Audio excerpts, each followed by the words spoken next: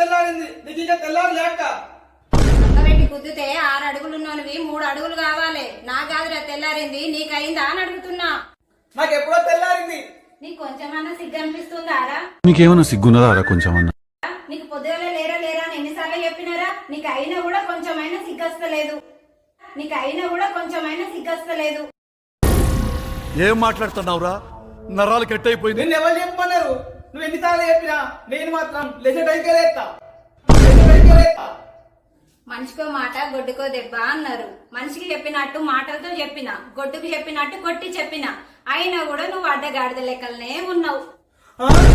అంటే నేను కంటికి అడ్డగాడిద లెక్క అనిపిస్తున్నా? అడ్డగాడిదలా కాకపోతే ఐశ్వర్య మొగన్ లాగా ఉన్నాం అనుకుంటున్నావారా? ఐశ్వర్యరాయ్ మోగున్నాయన మంచిగుండు. నీకేమన్నా సిగ్గున్నదారా కొంచెమన్నా? కడుపుకు అన్నం తింటానావా పిండ తింటా? నువ్వు ఐశ్వర్యరాయ్ మొగనివి కాదు కదా, అంగట్లో అమ్ముకోవడానికి కూడా పనికిరావు. అంటే పొద్దుగా లేచి అన్ని పనులు నువ్వే ఎత్తున్నవేదక్క? లేకపోతే నీలాగా పొద్దంతా తెల్లని దాకా పడుకునే దాని లెక్కల కనిపిస్తున్నానారా? ఆవుల మొక్కపోడా. ఏం మాట్లాడుతున్నావురా? నరాలు కట్టయిపోయింది.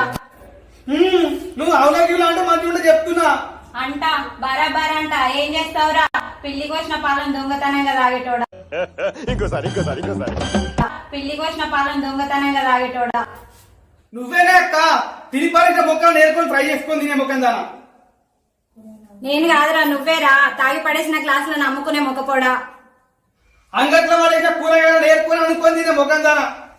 ఎందుకు అంటే అన్నాడు గాని ఆ ఊహ ఎంత బాగుంది.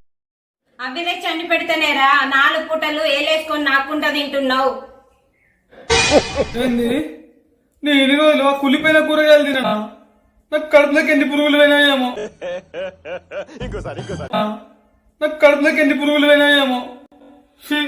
నీతో నాకు గోపనే ఉంది. నేను పోతున్నా.